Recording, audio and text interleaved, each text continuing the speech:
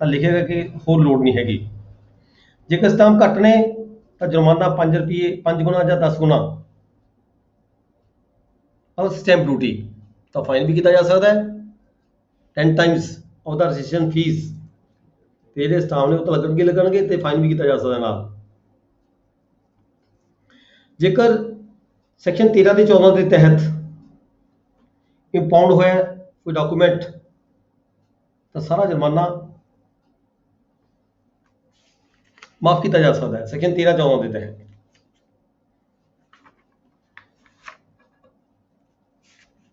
ਜਿਹੜਾ ਫਾਈਨ ਹੈਗਾ ਕਲੈਕਟਰ ਵੱਲੋਂ ਮਾਫ ਕੀਤਾ ਜਾ ਸਕਦਾ ਹੈ।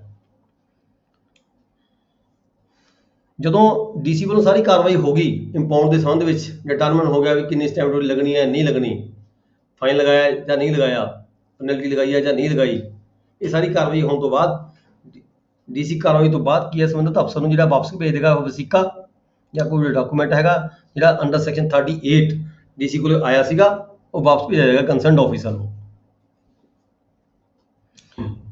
ਸੈਕਸ਼ਨ 41 ਕੀ ਹੈ? ਇੰਸਟਰੂਮੈਂਟ ਅਨਡਿਊਲੀ ਸਟੈਂਪਡ ਬਾਈ ਐਕਸੀਡੈਂਟ। ਬਾਈ ਐਕਸੀਡੈਂਟ ਮਤਲਬ ਅਚਾਨਕ ਕਿਸ ਤੋਂ ਸਟੈਂਪ ਡਿਊਟੀ ਘੱਟ ਲੱਗ ਗਈ ਕਿਸੇ ਡਾਕੂਮੈਂਟ ਦੇ ਉੱਪਰ।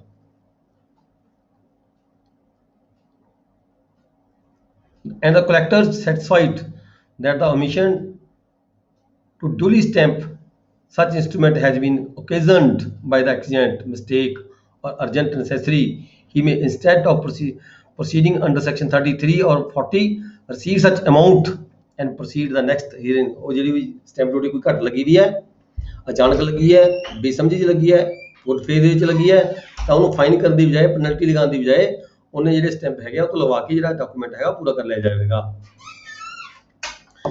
Then ਹੈ section 42 endorsement of instrument in which duty has been paid under section 35 and 40 or 41। ਜਦੋਂ ਕਿਸੇ ਡਾਕੂਮੈਂਟ ਦੇ ਵਿੱਚ ਇਦਾਂ ਫੀਸ ਭਰਵਾ ਲਈ ਜਾਵੇ ਤਾਂ ਜਿਹੜਾ ਨੋਟ ਦਿੱਤਾ ਜਾਵੇਗਾ ਉਸ ਡਾਕੂਮੈਂਟ ਦੇ ਉੱਪਰ ਨੋਟ ਦਿੱਤਾ ਜਾਵੇਗਾ, ਗਵਾਹੀਯੋਗ ਹੋਵੇਗਾ ਉਹ ਡਾਕੂਮੈਂਟ 1 ਮਹੀਨੇ ਦੇ ਬਾਅਦ। ਪਰ ਜੇਕਰ ਕੋਈ ਡਾਕੂਮੈਂਟ ਐਸਾ ਹੈਗਾ no instrument which has been admitted in evidence upon the payment of duty and a penalty under section 35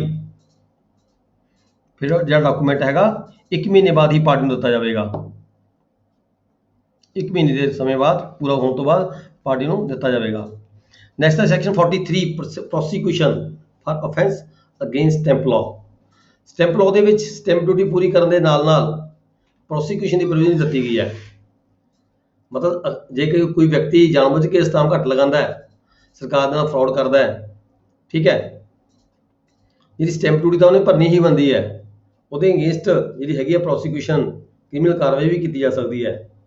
section 43 prosecution of the offence for the offence against the stamp law shall not. ਜੇਕਰ stamp ਮਤਲਬ ਕਿ ਇੱਥੇ ਕਿਹਾ ਗਿਆ section ਦੇ ਵਿੱਚ ਵੀ ਜੇ ਕਿਸੇ ਵਿਅਕਤੀ ਨੇ ਸਟੈਂਪ ਭਰ ਕੇ ਆਪਦਾ ਡਾਕੂਮੈਂਟ ਪੂਰਾ ਕਰ ਦਿੱਤਾ ਤਾਂ ਜੇਕਰ ਆਫਿਸਰ ਕੰਸਰਨਡ ਆਫਿਸਰ ਚਾਹੇ ਤਾਂ ਉਹਦੇ ਖਿਲਾਫ ਜਿਹੜੀ ਪੈਨਲਟੀ ਜੇ ਪੈਨਲਟੀ ਕਿਸੇ ਵਿਅਕਤੀ ਨੂੰ ਲਗਾ ਦਿੱਤੀ ਜੇ ਜੁਰਮਾਨਾ ਲਗਾ ਦਿੱਤਾ ਕਲੈਕਟਰ ਨੇ, ਠੀਕ ਹੈ, ਤਾਂ ਉਹਦਾ ਮਤਲਬ ਇਹ ਨਹੀਂ ਹੈਗਾ ਵੀ ਉਹਦੇ ਖਿਲਾਫ ਕੋਈ ਕਾਨੂੰਨੀ ਕਾਰਵਾਈ ਕ੍ਰਿਮੀਨਲ ਕਾਰਵਾਈ ਨਹੀਂ ਕੀਤੀ ਜਾ ਸਕਦੀ।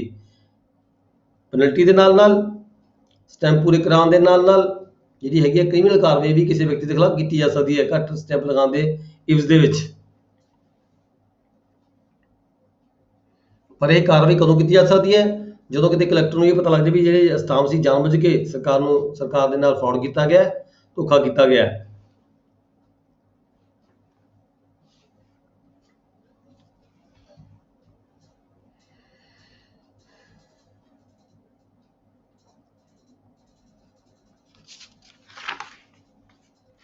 ਨੈਕਸਟ ਸੈਕਸ਼ਨ ਰਿਕਾਰਡਿੰਗ ਲਾ ਲਈਓ ਜੀ। ਮੈਂ ਕਿਹਾ ਇਹਦੀ ਥੋੜਾ ਕੰਪਲਿਕੇਟਡ ਹੈਗਾ, ਸਾਨੂੰ ਨਹੀਂ ਲੱਗਦੀ ਇਹਦੀ ਰਿਕਾਰਡਿੰਗ ਜ਼ਰੂਰ ਲਾ ਦੇਈ। ਬੇਟੇ ਰਿਕਾਰਡਿੰਗ ਹੋ ਰਹੀ ਹੈ? ਹਾਂਜੀ ਓਕੇ, ਰਿਕਾਰਡਿੰਗ ਹੋ ਰਹੀ ਹੈ। Section 44 persons paying duty or penalty may recover same in certain cases। persons paying duty ਕੋਈ ਵਿਅਕਤੀ ਹੈਗਾ ਡਿਊਟੀ ਪੇ ਕਰ ਦਿੰਦਾ ਹੈ ਜਾਂ ਪੈਨਲਟੀ ਪੇ ਕਰ ਦਿੰਦਾ ਹੈ, may recover ਔਰ ਰਿਕਵਰੀ ਵੀ ਕਰ ਸਕਦਾ ਹੈ। ਕਿਸ ਕੇਸ ਰਿਕਵਰ ਕਰ ਸਕਦਾ ਹੈ? ਜੇ ਉਹਦੇ ਤੋਂ ਗਲਤ ਵਸੂਲ ਕੀਤੀ ਗਈ ਹੋਵੇ। ਜਦੋਂ ਇਕਰਾਰਨਾਮੇ ਅਨੁਸਾਰ ਅਸਤਾਵਾਂ ਦਾ ਜ਼ਿੰਮੇਵਾਰ ਹੋਰ ਹੋਵੇ ਸਟੈਂਪ ਡਿਊਟੀ ਕਿਸੇ ਦੂਜੇ ਬੰਨੇ ਭਰ ਦਿੱਤੀ ਗਈ ਹੋਵੇ, ਠੀਕ ਹੈ, ਤਾਂ ਵਾਪਸ ਲੈ ਸਕਦਾ ਉਹ ਵਿਅਕਤੀ ਐਪਲੀਕੇਸ਼ਨ ਦੇ ਕੇ। ਸੈਕਸ਼ਨ 45 ਚ ਕੀ ਹੈਗਾ, power to revenue authority to refund penalty ਔਰ excess duty in certain cases. Revenue authority ਇੱਥੇ ਕਿਹਨੂੰ ਕਿਹਾ ਗਿਆ, chief controlling revenue authority. Chief controlling revenue authority ਜਿਹੜੀ ਹੈਗੀ ਹੈ, ਜੇ ਕਿਸੇ ਨੂੰ ਕੋਈ ਪੈਨਲਟੀ ਲਗਾਈ ਗਈ ਹੋਵੇ ਕਿਸੇ ਕੇਸ ਦੇ ਵਿੱਚ ਕਲੈਕਟਰ ਵੱਲੋਂ ਜਾਂ ਕੋਈ ਜੁਰਮਾਨਾ ਕੀਤਾ ਗਿਆ ਹੋਵੇ, ਤਾਂ ਚੀਫ ਕੰਟਰੋਲਿੰਗ ਰੈਵਨਿਊ ਅਥਾਰਟੀ ਕੋਲ ਹੈਗਾ ਪਾਵਰ ਕਿ ਉਹ ਜਿਹੜੀ ਪੈਨਲਟੀ ਦੀ ਸਾਰੀ ਨੂੰ ਇਹ ਹੈਗਾ ਮਾਫ ਕਰ ਸਕਦਾ ਹੈ, ਰਿਫੰਡ ਕਰ ਸਕਦੇ ਹੈ।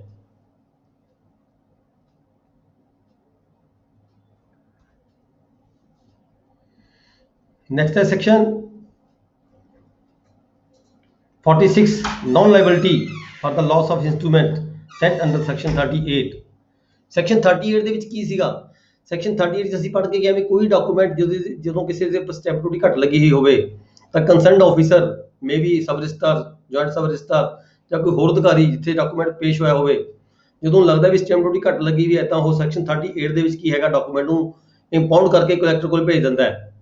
ਕਲੈਕਟਰ ਵੱਲੋਂ ਫਿਰ ਕੀ ਹੈ ਡਿਟਰਮਿਨ ਕੀਤਾ ਜਾਂਦਾ ਵੀ ਵਾਕਈ ਇਹ ਸਟੈਂਪ ਡਿਊਟੀ ਘੱਟ ਲੱਗੀ ਹੈ, ਵੱਧ ਲੱਗੀ ਹੈ, ਸੌਰੀ ਘੱਟ ਲੱਗੀ ਹੈ ਜਾਂ ਨਹੀਂ ਲੱਗੀ ਜਾਂ ਪੂਰੀ ਲੱਗੀ ਵੀ ਹੈਗੀ ਹੈ, ਠੀਕ ਹੈ। ਇਹ ਡਿਟਰਮਿਨ ਕਰਕੇ ਫਿਰ ਫੈਸਲਾ ਕੀਤਾ ਜਾਂਦਾ ਹੈ ਵੀ ਤੂੰ ਐਨਏ ਸਟਾਮ ਲਗਾਇਆ ਜਾ, ਤੇ ਨਾਲ ਹੀ ਨਾਲ ਕੀ ਹੈਗਾ ਕੋਈ ਪੈਨਲਟੀ ਵੀ ਲਗਾਈ ਜਾ ਸਕਦੀ ਹੈ, ਜੁਰਮਾਨਾ ਵੀ ਕੀਤਾ ਜਾ ਸਕਦਾ ਹੁੰਦਾ ਹੈ, ਠੀਕ ਹੈ।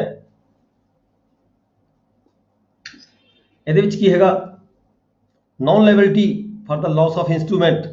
ਜਦੋਂ ਇਹ ਜਿਹੇ ਕੇਸ ਦੇ ਵਿੱਚ ਕੋਈ ਡਾਕੂਮੈਂਟ ਕੋਈ ਆਫੀਸਰ ਭੇਜਦਾ ਹੈ ਕਲੈਕਟਰ ਦੇ ਕੋਲੇ, ਤਾਂ ਪਰ ਚਾਂਸ ਕੋਈ ਡਾਕੂਮੈਂਟ ਹੈ, ਕੋਈ ਰਜਿਸਟਰੀ ਹੈ, ਓਰੀਜਨਲ ਡਾਕੂਮੈਂਟ ਹੈਗਾ, ਉਹ ਕਿਤੇ ਗੁੰਮ ਹੋ ਜਾਂਦਾ ਰਸਤੇ ਦੇ ਵਿੱਚ, ਜੇ ਕਲੈਕਟਰ ਦੇ ਆਫਿਸ ਜਾ ਕੇ ਗੁੰਮ ਹੋ ਜਾਂਦਾ ਹੈ, ਠੀਕ ਹੈ, ਜਾਂ ਰਸਤੇ 'ਚ ਕਿਤੇ ਗੁੰਮ ਹੋ ਜਾਂਦਾ ਹੈ, ਤਾਂ ਇੱਥੇ ਕਿਹਾ ਵੀ ਉਸ ਆਫਿਸਰ ਦੀ ਕੋਈ ਲਾਇਬਿਲਿਟੀ ਨਹੀਂ ਬਣਦੀ। ਜਿਸ ਆਫਿਸਰ ਨੇ ਕੋਈ ਡਾਕੂਮੈਂਟ ਇੰਪਾਊਂਡ ਕਰਕੇ ਭੇਜਿਆ ਸੀਗਾ ਉਹਦੀ ਕੋਈ ਲਾਇਬਿਲਿਟੀ ਨਹੀਂ ਬਣਦੀ।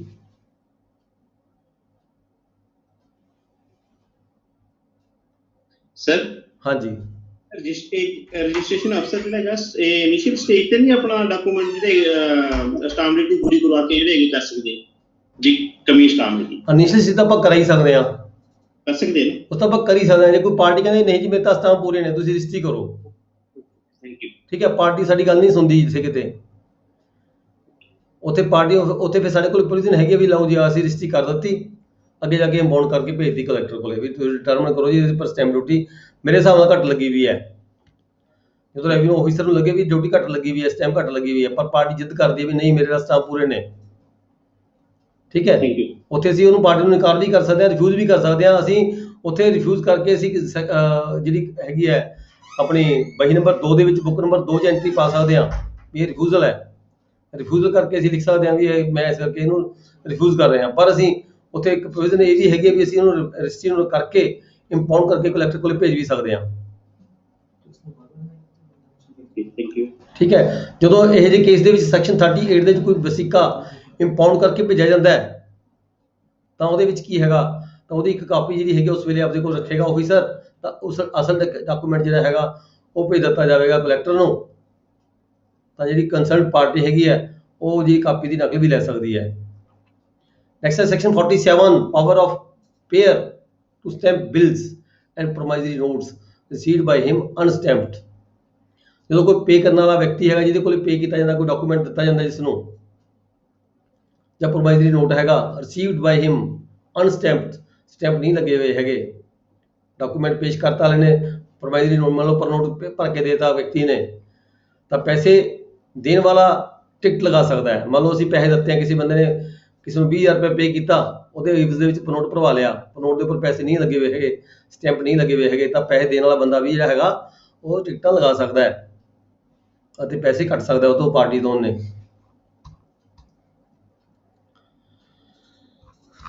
ਨੈਕਸਟ ਹੈ section 48 recovery of the duties and penalties. ਜੇ ਕੋਈ ਪੈਨਲਟੀ ਕਿਸੇ ਨੂੰ ਪਾਤੀ ਜਾਂ ਕਿਸੇ ਨੂੰ ਰਿਕਵਰੀ ਪਾਤੀ ਉਹਦੀ ਵਸੂਲੀ ਕਿਵੇਂ ਹੁੰਦੀ ਹੈ, ਇਹ ਉਹੀ ਪ੍ਰੋਸੈਸ ਆ ਸਾਡਾ ਜਿਹੜਾ ਲੈਂਡ ਰੈਵਨਿਊ ਐਕਟ ਦਾ ਪ੍ਰੋਸੈਸ ਹੈਗਾ। ਸੈਕਸ਼ਨ 61 ਤੋਂ ਲੈ ਕੇ 96 ਤੱਕ collector by distress and sale of the movable property, ਠੀਕ ਹੈ, ਉਸ ਵਿਅਕਤੀ ਦੀ ਜਿਹੜੀ ਮੂਵਲ ਪ੍ਰੋਪਰਟੀ ਹੈ ਉਹਨੂੰ ਡਿਸਟ੍ਰੈਸ ਕਰਕੇ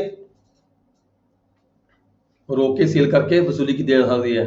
और the person from whom the same are due or by any other process for the time being in force for the recovery of arrears of land revenue. Arrear of land revenue ਅਸੀਂ land revenue act पढ़ के आए हैं।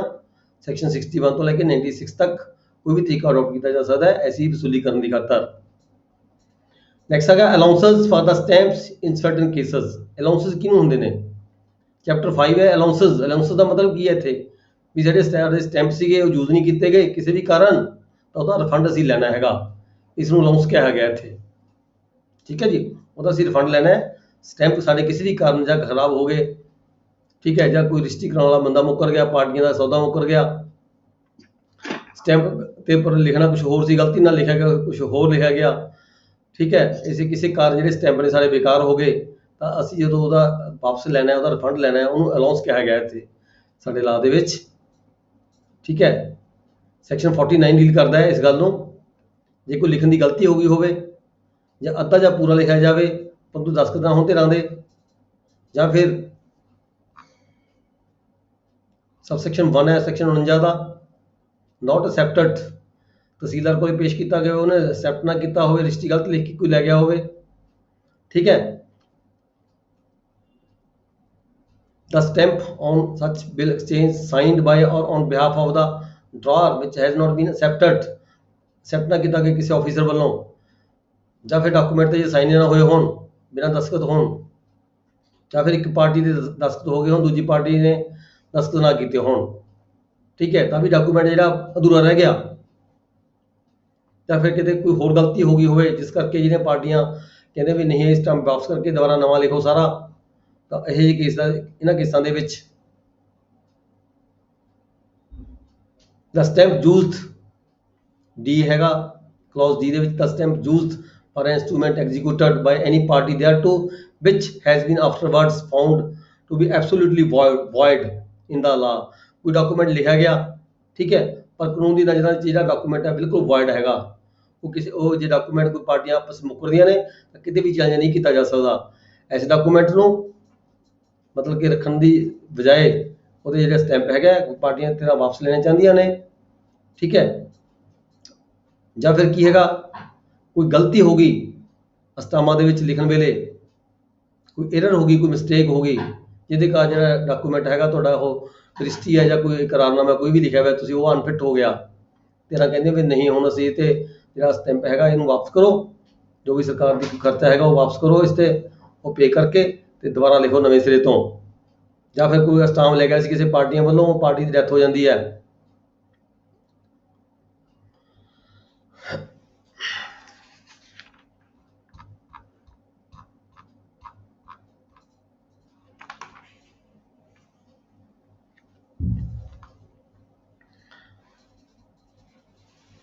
Document अधूरा रह गया। ਜਾਂ ਫਿਰ ਕੀ by the reason of refusal of any person, कोई डॉक्यूमेंट लिखा गया ਸੀ एग्जीक्यूट भी हो गया पर पार्टी ने अंदर जाके जवाब दिया भी मैं नहीं रजिस्ट्री करवानी, ठीक है, पार्टी मुकर के अंदर जाके रिफ्यूज करता पार्टी ने, तो ਇਹੋ ਜਿਹੇ केस ਦੇ ਵਿੱਚ ਵੀ ਇਹ ਡਾਕੂਮੈਂਟ ਜਿਹੜਾ ਰਿਫੰਡ ਹੈਗਾ ਅਸਟਾਮ ਦਾ ਉਹ ਵਾਪਸ ਲੈ ਜਾਏਗਾ ਕਿਉਂਕਿ ਰਜਿਸਟਰੀ ਪੂਰੀ ਹੋਈ ਹੀ ਨਹੀਂ। ਜਾਂ ਫਿਰ ਕਿਸੇ ਕਾਰਨ ਜਿਹੜਾ ਡਾਕੂਮੈਂਟ ਹੈ ਯੂਜ਼ਲੈਸ ਹੋ ਗਿਆ, ਬਿਕਮਸ ਯੂਜ਼ਲੈਸ। ਕਿਉਂ ਯੂਜ਼ਲੈਸ ਹੋ ਗਿਆ? ਕੋਈ ਹੋਰ ਡਾਕੂਮੈਂਟ ਪਾਰਟੀਆਂ ਨੇ ਲਿਖ ਲਿਆ ਆਪਸ ਦੇ ਵਿੱਚ ਜਿਹਦੇ ਕਰਕੇ ਉਹਦਾ ਜਿਹੜਾ ਸ਼ਰਤਾਂ ਸੀਗੀਆਂ ਉਹਦੇ ਵਿੱਚ ਹੀ ਪੂਰੀਆਂ ਹੋ ਗਈਆਂ, ਜਿਸ ਕਰਕੇ ਜਿਹੜਾ ਡਾਕੂਮੈਂਟ ਹੈਗਾ ਜਿਹੜੇ ਸਟਾਂਪ ਪਹਿਲਾਂ ਲਏ ਸੀ ਕਿਸੇ ਕਾਰਨ, ਠੀਕ ਹੈ, ਕਿਸੇ ਹੋਰ ਡਾਕੂਮੈਂਟ 'ਚ ਪੂਰੇ ਹੋ ਗਏ, ਇਸ ਕਰਕੇ ਫਿਰ ਯੂਜ਼ਲੈਸ ਹੋ ਗਿਆ। ਡੈਫਿਸਿਟ ਇਨ ਦਾ ਵੈਲਿਊ ਸਮ ਅਦਰ ਇੰਸਟਰੂਮੈਂਟ, ਕੋਈ ਹੋਰ ਇੰਸਟਰੂਮੈਂਟ ਦੇ ਵਿੱਚ ਸਾਰਾ ਪੂਰਾ ਹੋ ਗਿਆ ਤਾਂ ਜਿਹੜੀ ਵੈਲਿਊ ਹੈਗੀ ਦੀ ਸਟਾਂਪ ਦੀ ਘੱਟ ਗਈ ਤਾਂ ਵੀ ਇਹ ਯੂਜ਼ਲੈਸ ਹੋ ਗਿਆ। ਜਾਂ ਫਿਰ ਕਿਸੇ ਕਾਰਨ ਖਰਾਬ ਹੋ ਗਏ ਸਟਾਂਪ ਜਿਹੜੇ ਹੈਗੇ ਆ ਡਾਕੂਮੈਂਟ ਖਰਾਬ ਹੋ ਗਏ, ਇਹੋ ਜਿਹੇ ਕਿਸਾਂ 'ਚ ਜਿਹੜਾ ਡਾਕੂਮੈਂਟ ਹੈਗਾ ਵਾਪਸ ਕਰਕੇ ਸਰਕਾਰ ਨੂੰ ਇਸ ਡਾਕੂਮੈਂਟ ਨੂੰ ਵਾਪਸ ਕਰਨ ਲਈ ਕੀ ਹੁੰਦਾ ਹੈਗਾ ਐਸਡੀਐਮ ਦੀ ਐਪਲੀਕੇਸ਼ਨ ਦੇਣੀ ਹੁੰਦੀ ਹੈ।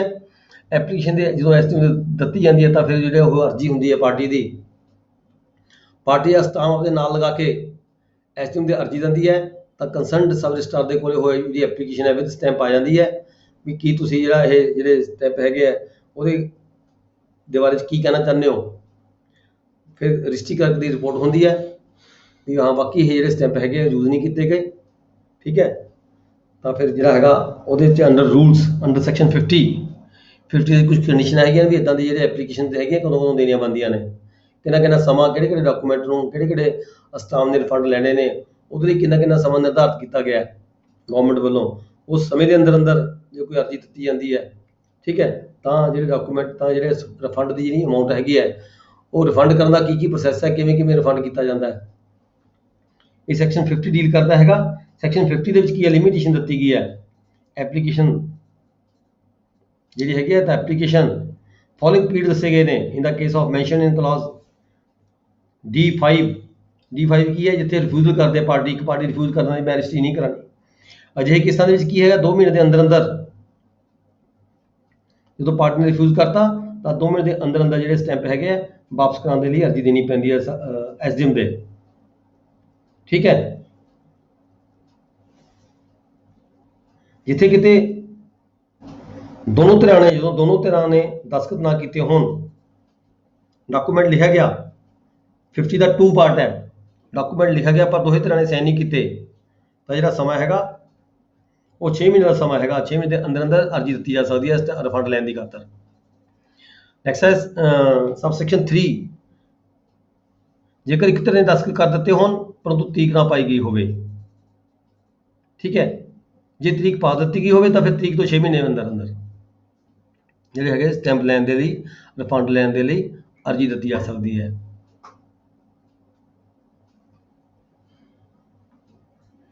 ਫਿਰ ਇਹਦੇ ਵਿੱਚ ਇੱਕ ਪ੍ਰੋਵੀਜ਼ਨ ਹੈਗੀ ਆ, ਪ੍ਰੋਵਾਈਡਡ ਜੇਕਰ ਕਹਿੰਦਾ party sent out of India, ਜੇਕਰ ਬਾਹਰੋਂ ਕਿਤੇ ਹੈਗੇ ਆ ਜਿਹੜੇ ਸਟੈਂਪ ਹੈਗੇ ਆ ਬਾਹਰ ਐਗਜ਼ੀਕਿਊਟ ਕੀਤੇ ਗਏ ਸੀਗੇ ਤੇ ਬਾਹਰੋਂ ਵਾਪਸ ਆਏ ਨੇ, ਤਾਂ ਬਾਹਰੋਂ ਵਾਪਸ ਆਉਣ ਉਪਰੰਤ 6 ਮਹੀਨੇ ਦੇ ਅੰਦਰ ਜਿਹੜੀ ਹੈਗੀ ਅਰਜ਼ੀ ਦਿੱਤੀ ਜਾ ਸਕਦੀ ਹੈ।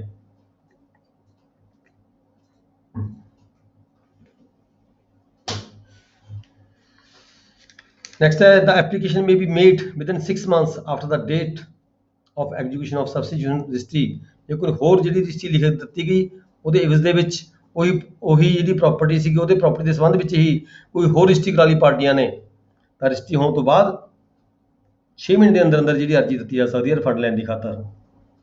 ਨੈਕਸਟ ਹੈ section 51 allowances in case of, ਇਹ ਤੁਹਾਨੂੰ ਦੇਖੋ ਇਹ ਜਿਹੜੇ ਦੱਸੇ ਤੁਹਾਨੂੰ 3 ਮਹੀਨੇ 6 ਮਹੀਨੇ 2 ਮਹੀਨੇ ਇਹਦੇ ਦੇ ਉੱਪਰ ਹੀ ਕੁਐਸਚਨ ਦੀ ਸੰਭਾਵਨਾ ਰਹਿੰਦੀ ਹੈ, ਠੀਕ ਹੈ। ਇਹਨੂੰ ਸੈਕਸ਼ਨ 50 ਨੂੰ ਥੋੜਾ ਇੰਪੋਰਟੈਂਟ ਸੈਕਸ਼ਨ ਹੈਗਾ, ਇਹਨੂੰ ਦੁਬਾਰਾ ਇੱਕ ਵਾਰੀ ਫਿਰ 2-3 ਵਾਰੀ ਪੜ੍ਹ ਲੈਣਾ। Section 51 allowances in case of printed forms no longer required by the corporations. ਇੱਥੇ ਗੱਲ ਕੀਤੀ ਗਈ ਬੈਂਕਾਂ ਦੀ, ਬੈਂਕ ਨੇ ਵੱਡੀਆਂ ਕੰਪਨੀਆਂ ਨੇ, ਠੀਕ ਹੈ। ਜੇਕਰ ਐਸੀਆਂ ਕੰਪਨੀਆਂ ਜਿਹੜੀਆਂ ਹੈਗੀਆਂ ਨੇ ਉਹਨਾਂ ਨੇ ਸਟੈਂਪ ਕਿਤੇ ਲੱਖਾਂ ਰੁਪਏ ਚ ਕਰੋੜਾਂ ਰੁਪਏ ਚ ਸਟੈਂਪ ਸਰਕਾਰ ਤੋਂ ਲਏ ਹੁੰਦੇ ਆ, ਪਰ ਜੇ ਕਿਸੇ ਕਾਰਨ ਜਿਹੜੀ ਸਟੈਂਪ ਡਿਊਟੀ ਸਟੈਂਪ ਹੈਗੇ ਉਹਨਾਂ ਦੇ ਵਿਅਰਥ ਹੋ ਜਾਂਦੇ ਨੇ ਜਾਂ ਜਿੱਥੇ ਯੂਟੀਲਾਈਜ਼ ਨਹੀਂ ਹੁੰਦੇ, ਤਾਂ ਉੱਥੇ ਸਮੇਂ ਦੀ ਸੀਮਾ ਕੋਈ ਨਹੀਂ ਹੈਗੀ। ਉਹ ਜਿਹੜੀਆਂ ਇਹ ਬੈਂਕ ਹੈਗੇ ਇਹ ਕਿਸੇ ਵੀ ਸਮੇਂ ਤੇ ਜਿਹੜੇ ਹੈਗੇ ਨੇ ਜਿਹੜੇ ਸਟੈਂਪ ਨੇ ਵਾਪਸ ਕੀਤੇ ਜਾ ਸਕਦੇ ਨੇ without any time period. Next ਹੈ allowances for the ਮਿਸਯੂਜ਼ਡ stamps.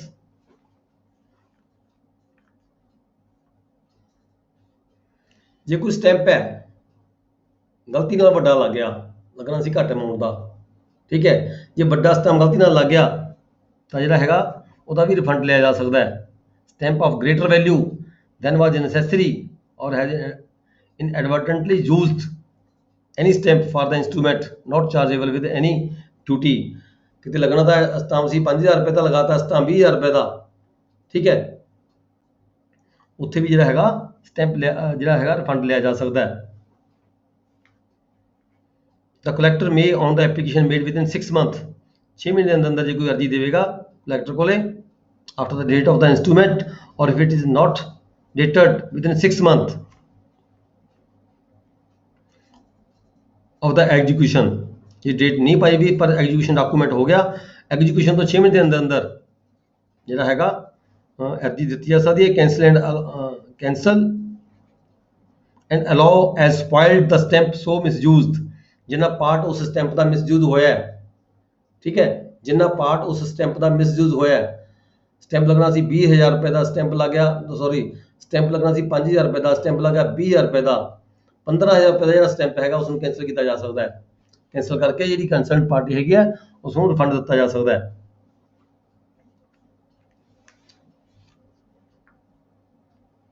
Next ਹੈਗਾ 53 allowance for the spoiled or misused stamps how to be made। ਹੁਣ ਕਹਿੰਦਾ ਵੀ ਇਹ ਜਿਹੜਾ ਸਟੈਂਪ ਡਿਊਟੀ ਦਾ ਜਿਹੜਾ ਰਿਫੰਡ ਹੈ ਇਹ ਕਿਵੇਂ ਪੇ ਕੀਤਾ ਜਾਏਗਾ, ਕੰਸਰਨਡ ਪਾਰਟੀ ਨੂੰ ਕਿਵੇਂ ਦਿੱਤਾ ਜਾਏਗਾ। ਇਹਦੇ ਵਿੱਚ ਕਿਹਾ ਗਿਆ 53 ਸੈਕਸ਼ਨ ਦੇ ਵਿੱਚ ਇਹ ਪਾਰਟ ਹੈਗਾ ਅਦਰ ਸਟੈਂਪਸ, ਉਹਨੂੰ ਸੇਮ ਨੇਚਰ ਦੇ ਉਹੀ ਸਟੈਂਪਸ ਹੋਰ ਦਿੱਤੇ ਜਾ ਸਕਦੇ ਨੇ ਕੰਸਰਨਡ ਪਾਰਟੀ ਨੂੰ ਜੇ ਉਹਨੇ ਦੁਬਾਰਾ ਜੇ ਵਸੀਕਾ ਲਿਖਣਾ ਹੈ, ਠੀਕ ਹੈ। ਜਾਂ ਫਿਰ ਪਾਰਟੀ ਕਹਿੰਦੇ ਮੈਨੂੰ ਇਹ ਸਟੈਂਪ ਨਹੀਂ ਚਾਹੀਦੇ ਸੀਗੇ, ਮੈਨੂੰ ਤਾਂ ਇਹ ਸਟੈਂਪ ਚਾਹੀਦੇ ਆ, ਹੋਰ ਚਾਹੀਦੇ ਆ, ਤਾਂ ਉਹਦੇ ਇਵਜ਼ ਦੇ ਵਿੱਚ ਦੂਜੇ ਸਟੈਂਪ ਵੀ ਦਿੱਤੇ ਜਾ ਸਕਦੇ ਨੇ। ਜੇ ਪਾਰਟੀ ਕਹਿੰਦੇ ਮੈਨੂੰ ਸਟੈਂਪਾਂ ਤਾਂ ਲੋੜ ਹੀ ਨਹੀਂ, ਮੇਰੀ ਤਾਂ ਲੋੜ ਖਤਮ ਹੋ ਗਈ, ਸਟੈਂਪਾਂ ਦੀ ਤਾਂ ਗੱਲ ਮੁੱਕ ਗਈ, ਹੁਣ ਤਾਂ ਮੈਨੂੰ ਤਾਂ ਪੈਸੇ ਚਾਹੀਦੇ ਨੇ, ਤਾਂ 10% ਰਿਡਕਸ਼ਨ ਕਰਕੇ ਜਿਹੜੀ ਅਮਾਊਂਟ ਹੈਗੀ ਹੈ ਉਹ ਪਾਰਟੀ ਨੂੰ ਦਿੱਤੀ ਜਾ ਸਕਦੀ ਹੈ। ਪਰ ਜਿੱਥੇ ਕਿਤੇ ਸਟੈਂਪਾਂ ਦੀ ਗੱਲ ਆਉਂਦੀ ਹੈ ਵੀ ਪਾਰਟੀ ਸਟੈਂਪ ਮੰਗਦੀ ਹੈ, ਉੱਥੇ ਕੋਈ ਰਿਡਕਸ਼ਨ ਨਹੀਂ ਹੋਏਗੀ, ਉਹਨੂੰ ਸੇਮ ਵੈਲਿਊ ਦੇ ਜਿਹੜੇ ਸਟੈਂਪ ਹੈਗੇ ਆ ਦੂਜੀ ਨੇਚਰ ਦੇ ਸੇਮ ਨੇਚਰ ਦੇ ਜਿਹੜੇ ਉਹਦੇ ਰਿਫੰਡ ਕਰ ਰਿਹਾ ਹੈਗਾ, ਜਿਹੜੇ ਵਾਪਸ ਕਰ ਰਿਹਾ ਸਟੈਂਪ, ਉਹ ਉਸੇ ਨੇਚਰ ਦੇ ਉਸੇ ਤਰ੍ਹਾਂ ਦੇ ਜਿਹੜੇ ਸਟੈਂਪ ਹੈਗੇ ਆ ਸੇਮ ਵੈਲਿਊ ਦੇ ਦਿੱਤੇ ਜਾ ਸਕਦੇ ਨੇ। ਪਰ ਜੇਕਰ ਉਹ ਅਮਾਊਂਟ ਮੰਗਦਾ, ਪੈਸੇ ਮੰਗਦਾ, ਕੈਸ਼ ਮੰਗਦਾ ਤਾਂ 10% ਕੱਟ ਕੇ ਜਿਹੜੀ ਹੈਗੀ ਹੈ ਅਮਾਊਂਟ ਦਿੱਤੀ ਜਾ ਸਕਦੀ ਹੈ। ਸੈਕਸ਼ਨ 54 ਹੈਗਾ allowances for the stamps not required for use. ਜਿਹੜੇ ਕੋਈ ਸਟੈਂਪ ਹੈਗੇ ਆ ਵਰਤੇ ਨਹੀਂ ਗਏ, ਨਾ ਡਾਕੂਮੈਂਟ ਲਿਖਿਆ ਗਿਆ, ਨਾ ਕੋਈ ਐਰਰ ਹੋਈ, ਨਾ ਕੋਈ ਗਲਤੀ ਹੋਈ, ਨਾ ਪਾਰਟੀ ਨੇ ਸਾਈਨ ਕੀਤੇ, ਡਾਕੂਮੈਂਟ ਲਿਖੀ ਨਹੀਂ ਗਿਆ, ਮਤਲਬ ਇਹ ਕਹ ਲਈਏ ਵੀ ਸਟੈਂਪ ਡਿਊਟੀ ਜਿਹੜੇ ਸਟੈਂਪ ਨੇ ਪਾਰਟੀਆਂ ਨੇ ਲਏ ਸੀ ਕਿਸੇ ਮਕਸਦ ਲਈ ਪਰ ਉਹ ਵਰਤੇ ਨਹੀਂ ਗਏ ਹੈਗੇ, ਠੀਕ ਹੈ। ਤਾਂ ਕੀ ਹੋਏਗਾ,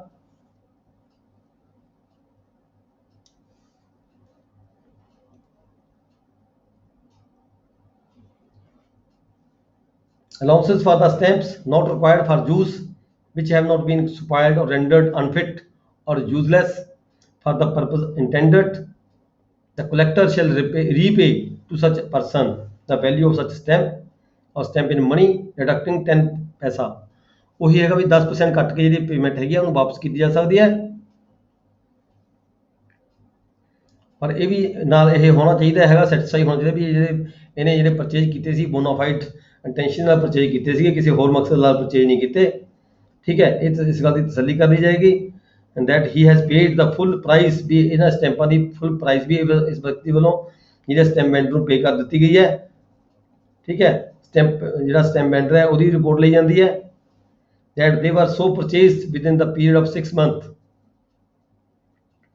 6 ਮਹੀਨੇ ਦੇ ਅੰਦਰ ਅੰਦਰ ਇਹ ਜਿਹੜੇ ਸਟੈਂਪ ਨੇ ਇਹ ਵਾਪਸ ਕੀਤੇ ਜਾ ਸਕਦੇ ਨੇ।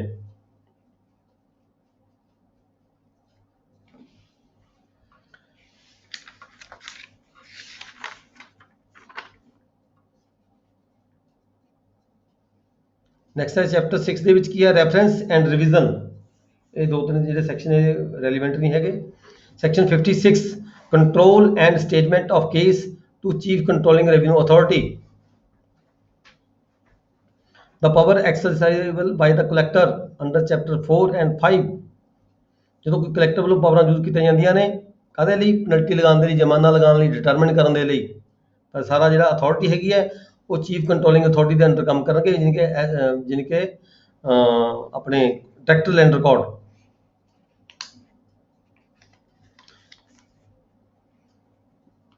ਜਦੋਂ ਕਿਤੇ ਕਲੈਕਟਰ ਨੂੰ ਲੱਗੇ ਕੋਈ ਡਾਊਟ ਹੋ ਜਾਵੇ ਵੀ ਜਿਹੜਾ ਇਹ ਡਾਕੂਮੈਂਟ ਹੈ ਇਹਦੇ ਉੱਪਰ ਸਟੈਂਪ ਕਿੰਨੇ ਲੱਗਣੇ ਬਣਦੇ ਨੇ, ਡਿਟਰਮਿਨ ਨਾ ਹੋ ਪਾਏ, ਕੋਈ ਡਾਊਟ ਹੋ ਜਾਏ, ਤਾਂ ਜਿਹੜਾ ਡਾਕੂਮੈਂਟ ਹੈ ਉਹ ਰੈਫਰ ਕੀਤਾ ਜਾ ਸਕਦਾ ਹੈ ਚੀਫ ਕੰਟਰੋਲਿੰਗ ਰੈਵਨਿਊ ਅਥਾਰਟੀ ਨੂੰ। ਚੀਫ ਕੰਟਰੋਲਿੰਗ ਰੈਵਨਿਊ ਅਥਾਰਟੀ ਆਪਣੀ ਉਹਦੇ ਤੇ ਫੈਸਲਾ ਕਰਕੇ ਤੇ ਵਾਪਸ ਕਲੈਕਟਰ ਨੂੰ ਭੇਜ ਸਕਦੀ ਹੈ। ਇਹ ਕਿ ਹਾਈ ਕੋਰਟ ਦੀ ਗੱਲ ਹੈ ਵੀ ਅਨਸੈਸਰੀ ਹੈਗਾ ਵੀ ਹਾਈ ਕੋਰਟ ਕੋਲ ਵੀ ਭੇਜਿਆ ਜਾ ਸਕਦਾ ਹੈ ਕੋਈ ਡਾਕੂਮੈਂਟ ਐਸਾ ਹੋਵੇ, ਇਸ ਤੱਕ ਕਦੇ ਦੇਖਿਆ ਨਹੀਂ ਸੁਣਿਆ ਨਹੀਂ ਵੀ ਹਾਈ ਕੋਰਟ ਕੋਲ ਵੀ ਡਾਕੂਮੈਂਟ ਕੋਈ ਗਿਆ ਹੋਵੇ, ਪਰ ਚਲੋ ਲਾਅ 'ਚ ਪ੍ਰੋਵੀਜ਼ਨ ਹੈਗੀ ਹੈ, ਪਹਿਲਾਂ ਤੋਂ ਚੱਲੀ ਆ ਰਹੀ ਹੈ। ਜੇ ਕਿਤੇ ਚੀਫ ਕੰਟਰੋਲਿੰਗ ਰੈਵਨਿਊ ਅਥਾਰਟੀ ਨੂੰ ਵੀ ਡਾਊਟ ਹੋ ਜਾਵੇ ਇਸ ਗੱਲ ਦਾ, ਠੀਕ ਹੈ, ਵੀ ਸਟੈਂਪ ਡਿਊਟੀ ਪੂਰੀ ਹੈ ਨਹੀਂ ਪੂਰੀ ਹੈਗੀ ਹੈ, ਤਾਂ ਹਾਈ ਕੋਰਟ ਕੋਲ ਵੀ ਜਿਹੜਾ ਡਾਕੂਮੈਂਟ ਹੈ ਉਹ ਭੇਜਿਆ ਜਾ ਸਕਦਾ ਹੈ। ਨੈਕਸਟ ਤੁਸੀਂ ਆ ਜਾਓ chapter 7 criminal offences and procedure.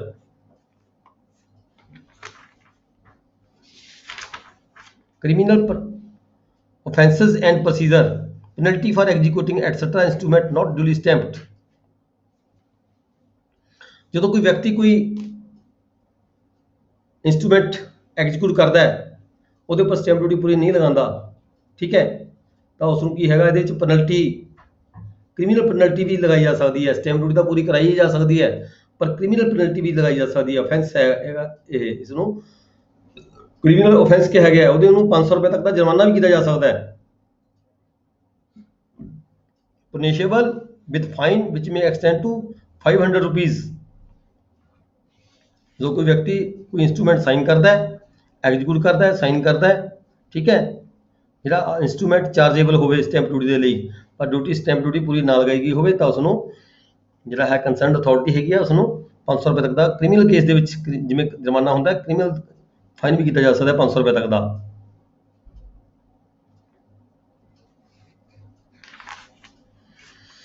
Next ਹੈ section 63 penalty for the failure to cancel adhesive stamp. ਜਿਹੜੇ ਐਡਹੈਸਿਵ ਸਟੈਂਪ ਜਿਹੜੀਆਂ ਅਸੀਂ ਟਿਕਟਾਂ ਚਿਪਕਾ ਦਿੰਦੇ ਆ ਕਿਸੇ ਅਰਜੀ ਦੇ ਉੱਪਰ, ਠੀਕ ਹੈ, ਉਹਨਾਂ ਨੂੰ ਜਿਹੜਾ ਹੈਗਾ ਕੈਂਸਲ ਕਰਨਾ ਬਣਦਾ ਹੈ। ਪਰ ਜੇ ਜਿਹੜਾ ਕੰਸਰਨਡ ਆਫਿਸਰ ਹੈ, ਕੋਈ ਕੰਸਰਨਡ ਇੰਪਲਾਈ ਹੈ, ਜੇ ਕੋਈ ਕੈਂਸਲ ਨਾ ਕਰੇ ਤਾਂ ਉਸ ਨੂੰ ਵੀ ਫਾਈਨ ਕੀਤਾ ਜਾ ਸਕਦਾ ਹੈ 100 ਰੁਪਏ ਤੱਕ ਦਾ। Penalty for the omission to comply with the provisions of section 27।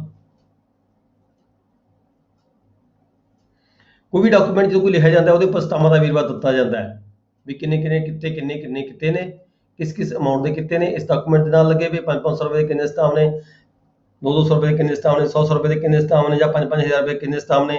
ਇਹ ਟੋਟਲ ਵੇਰਵਾ ਜਿਹੜਾ ਹੁੰਦਾ ਹੈ ਇਹ ਡਾਕੂਮੈਂਟ ਦੇ ਉੱਪਰ ਦਿੱਤਾ ਜਾਣਾ ਹੁੰਦਾ ਹੈ। ਪਰ ਜੇਕਰ ਸਟਾਮ ਸੰਬੰਧੀ ਪੂਰਾ ਵੇਰਵਾ ਜਾਣਬੁੱਝ ਕੇ ਨਾ ਦਿੱਤਾ ਜਾਵੇ ਕਿਉਂਕਿ ਸਟੈਂਪ ਡਿਊਟੀ ਦੀ ਚੋਰੀ ਕਰਨ ਵਗੈਰਾ ਦੀ ਖਾਤਰ, ਤਾਂ ਜਿਹੜਾ ਅੰਡਰ ਸੈਕਸ਼ਨ 27 ਉਸ ਨੂੰ 5000 ਰੁਪਏ ਤੱਕ ਦਾ ਜਿਹੜਾ ਫਾਈਨ ਹੈ ਉਹ ਕੀਤਾ ਜਾ ਸਕਦਾ ਹੈ। ਜਿਹਨੂੰ ਅਸੀਂ ਕ੍ਰਿਮੀਨਲ ਅਫੈਂਸ ਕਹਿ ਰਹੇ ਹਾਂ, ਕੋਈ ਸਿਵਲ ਅਫੈਂਸ ਨਹੀਂ ਹੈਗਾ, ਇਹ ਕ੍ਰਿਮੀਨਲ ਅਫੈਂਸ ਹੈਗਾ। 5000 ਦਾ ਫਾਈਨ ਚਾਹੇ 500 ਰੁਪਏ ਦਾ ਹੋਵੇ, ਜੇ 5000 ਦਾ ਹੋਵੇ, ਫਾਈਨ ਦਾ ਫਾਈਨ ਹੀ ਮੰਨਿਆ ਜਾਂਦਾ ਹੈ। Penalty for the refusal to give receipt and for the devices to evade duty on receipts. ਕੋਈ ਡਿਊਟੀ ਦੀ ਚੋਰੀ ਖਾਤਰ, ਕੋਈ ਟਿਕਟਾਂ ਦੀ ਚੋਰੀ ਖਾਤਰ, ਠੀਕ ਹੈ, ਕੋਈ ਵਿਅਕਤੀ ਰਸੀਦਾਂ ਨਹੀਂ ਦਿੰਦਾ ਕਿਸੇ ਨੂੰ, ਤਾਂ ਉਸ ਨੂੰ ਵੀ 100 ਰੁਪਏ ਦਾ ਜੁਰਮਾਨਾ ਕੀਤਾ ਜਾ ਸਕਦਾ ਹੈ। ਸੈਕਸ਼ਨ 66 ਦੇ ਵਿੱਚ ਕੀ ਹੈਗਾ, penalty for not making out policy ਔਰ ਮੇਕਿੰਗ ਵਨ ਨਾਟ ਡੂਲੀ ਸਟੈਂਪਡ। ਕੋਈ ਪਾਲਿਸੀ ਕੀਤੀ ਗਈ ਹੈ ਕਿਸੇ ਵੱਲੋਂ, ਬੀਮਾ ਪਾਲਿਸੀ ਕੀਤੀ ਗਈ ਹੈ, ਬਿਨਾਂ ਡਿਊਟੀ ਤੋਂ ਕਰ ਦਿੱਤੀ, ਸਟੈਂਪ ਨਹੀਂ ਲਗਾਏ ਹੈਗੇ, ਤਾਂ ਉੱਥੇ ਵੀ ਜਿਹੜਾ 100 ਰੁਪਏ ਤੱਕ ਦਾ ਕ੍ਰਿਮੀਨਲ ਫਾਈਨ ਕੀਤਾ ਜਾ ਸਕਦਾ ਹੈ ਉਸ ਕੰਪਨੀ ਨੂੰ।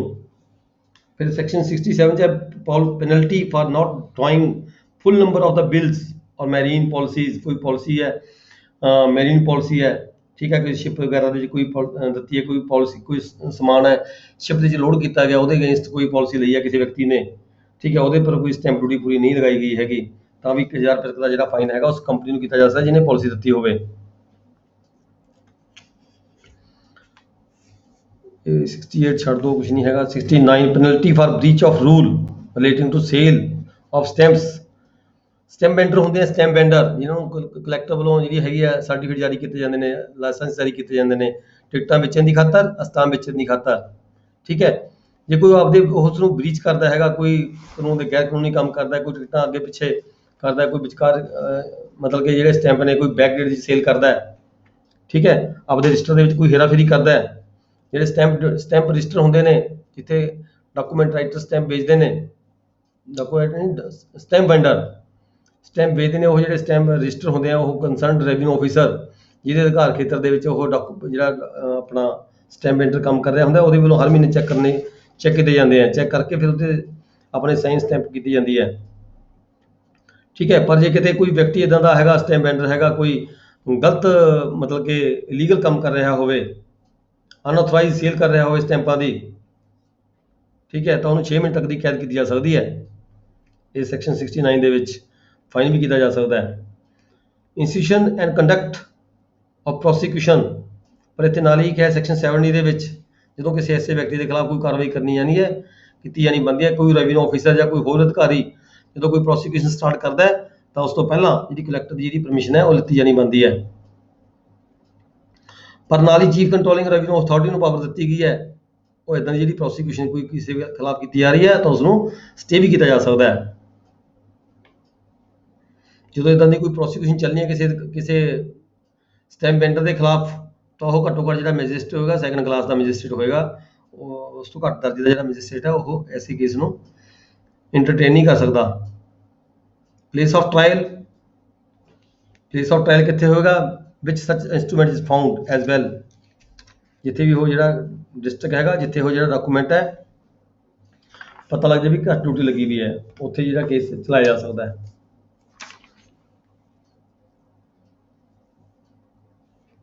Books etc. to be opened to the inspections supplement provision ਹੈਗੀਆਂ ਨੇ।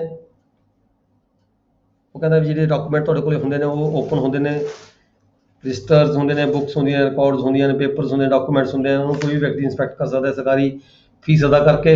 ਠੀਕ ਹੈ। ਨੈਕਸਟ ਹੈ section 74 power to make rules relating to the sale and stamps.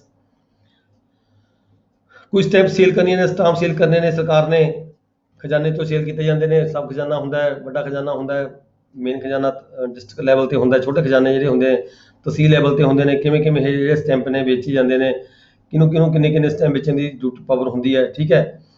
ਕਿਹੜਾ ਸਟੈਂਪ ਹੈ, ਕਿਸ ਅਮਾਊਂਟ ਤੱਕ ਦੇ ਜਿਹੜੇ ਸਟੈਂਪ ਨੇ ਸਟੈਂਪ ਵੈਂਡਰ ਵੇਚ ਸਕਦੇ ਨੇ, ਕਿਸ ਅਮਾਊਂਟ ਦੇ ਜਿਹੜੇ ਸਟੈਂਪ ਨੇ ਉਹ ਖਜ਼ਾਨੇ ਤੋਂ ਸਿੱਧੇ ਲਿੱਤੇ ਜਾਣੇ ਹੁੰਦੇ ਆ। ਠੀਕ ਹੈ। ਇੱਦਾਂ ਦੇ ਜਿਹੜੇ ਲਾਅ ਹੈਗੇ ਆ, ਰੂਲ ਹੈਗੇ ਆ, ਇਹ ਸਰਕਾਰ ਵੱਲੋਂ ਬਣਾਏ ਜਾਂਦੇ ਨੇ, ਸਟੇਟ ਲੈਵਲ ਤੇ ਬਣਾਏ ਜਾ ਸਕਦੇ ਨੇ। ਫਿਰ ਉਹਨੂੰ ਕੰਸੈਸ਼ਨ ਕਿੰਨਾ ਦਿੱਤਾ ਜਾਂਦਾ, ਉਹਦੇ ਵਿੱਚ ਕਿੰਨੀ ਉਹਦਾ ਕਮਿਸ਼ਨ ਹੁੰਦਾ ਹੈ, ਇਹ ਸਾਰੇ ਲਾਅ ਬਣਾਏ ਜਾਂਦੇ ਆ। ਗਵਰਨਮੈਂਟ ਬਣਾ ਸਕਦੀ ਹੈਗੀ ਹੈ। Power to make rules generally to carry out act. ਇਸ ਐਕਟ ਨੂੰ ਲਾਗੂ ਕਰਨ ਦੀ ਖਾਤਰ, ਠੀਕ ਹੈ, ਜਿਹੜੇ ਵੀ ਕਿਤੇ ਲਾਅ ਦੀ ਜ਼ਰੂਰਤ ਹੈਗੀ ਆ ਉਹ ਸਰਕਾਰ ਵੱਲੋਂ ਬਣਾਇਆ ਜਾ ਸਕਦਾ ਹੈ। ਡੈਲੀਗੇਸ਼ਨ ਆਫ ਪਾਵਰਸ, ਪਬਲੀਕੇਸ਼ਨ ਦਾ ਤਾਂ ਰੂਲ 76 'ਚ ਹੈਗਾ ਵੀ ਕੋਈ ਵੀ ਸਰਕਾਰ ਨੇ ਰੂਲ ਬਣਾਉਣਾ ਹੈ ਤਾਂ ਉਹਦਾ ਜਿਹੜਾ ਨੋਟੀਫਿਕੇਸ਼ਨ ਜਾਰੀ ਕੀਤਾ ਜਾਂਦਾ ਹੈ। ਇਸੇ ਤਰੀਕੇ ਨਾਲ ਸੈਕਸ਼ਨ 76 'ਚ ਕੀ ਹੈ, delegation of the certain powers state government may notification in the official gazette chief controlling revenue authority ਦੀ ਜਿਹੜੀ ਪਾਵਰ ਹੈਗੀ ਆ ਕਿਸੇ ਵੀ ਅਧਿਕਾਰੀ ਨੂੰ ਦਿੱਤੀ ਜਾ ਸਕਦੀ ਹੈ ਇਸ ਗਵਰਨਮੈਂਟ ਵੱਲੋਂ ਨੋਟੀਫਿਕੇਸ਼ਨ ਜਾਰੀ ਕਰਕੇ। ਤੇ ਨਾਲ ਜਿਹੜਾ ਆਪਣਾ ਸਟੈਂਪ ਐਕਟ ਹੈ ਖਤਮ ਹੋ ਜਾਂਦਾ ਹੈ।